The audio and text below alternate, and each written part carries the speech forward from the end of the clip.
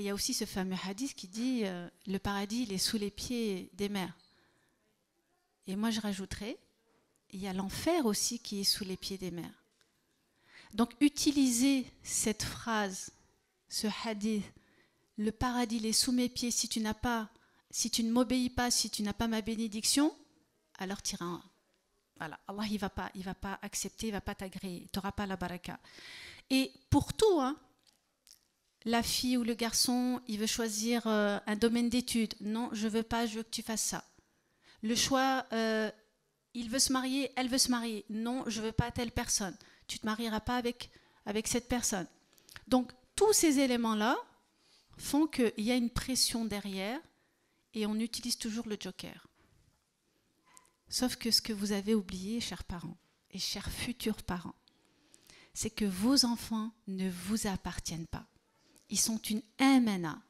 Ça veut dire, amana, c'est quoi? C'est un dépôt confié.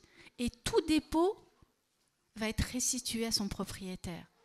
Et donc Allah subhanahu wa ta'ala, quand il vous confie cette amana, il est en train de vous dire, attention, à un moment donné, je vais récupérer cette amana, mais dans quel état je vais la récupérer, cette amana?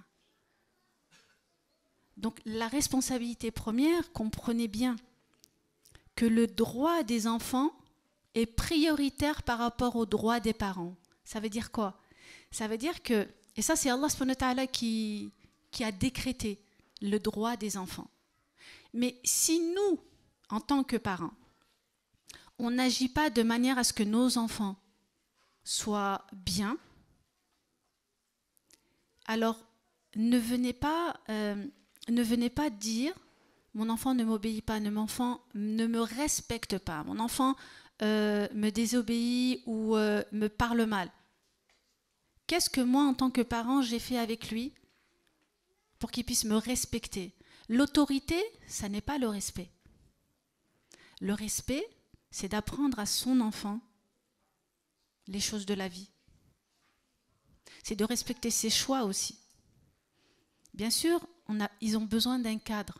Parce que vous allez dire, oui, mais si je laisse ou si je donne cette éducation trop bienveillante à l'occidentale, eh bien, c'est du laxisme. À un moment donné, il va me marcher sur la tête. C'est pas vrai, c'est faux. C'est faux. Vous croyez que ces jeunes qui sont dans les quartiers, qui sont dans l'état où ils sont, agressifs, en perte de repères, vous pensez qu'ils n'auraient pas aimé avoir un papa qui leur dise je suis fier de toi, mon fils. Tu vois, si tu as besoin de moi, je suis là. Et je sais que tu vas y arriver quoi qu'il arrive. Et même si tu échoues, c'est pas grave. L'échec, c'est constructeur de quelque chose d'autre. Et donc oui, tu échoues, eh ben on va chercher autre chose. Quelque chose qui te convient le mieux. Qu'est-ce que tu aimerais? Sinon, eh bien, le manque justement de considération, d'affection et de dialogue va faire naître, va faire grandir nos jeunes, que ce soit filles ou garçons, d'une manière agressive, intolérante. Et ça va se répercuter forcément sur leurs relations. Et les réseaux sociaux sont le piège qui détruit nos jeunes. Alors les parents, vous croyez que non, moi je sais, je maîtrise, il n'y a pas de problème. Comment on appelle ça? Le contrôle parental? Le contrôle parental? Mais vous croyez que vos enfants, ils ne sont pas capables de détourner le contrôle parental? Non, il est sûr, non, il n'est pas sûr. Vos enfants, quand vous leur confiez un téléphone trop jeune, allez, au collège, on va dire 6e, oui, mais il va au collège, c'est un peu loin, comme ça je sais, il m'appelle quand il est arrivé, et puis quand il sort.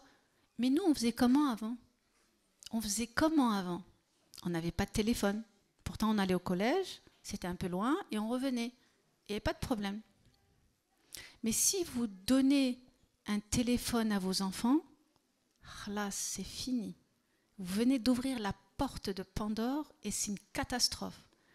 Parce qu'une fois qu'il est dedans, c'est fini. Oui, mais je n'ai pas mis les applications. Mais vous croyez qu'ils ne peuvent pas mettre les applications? Il met, il désactive, il met, il désinstalle, tout simplement.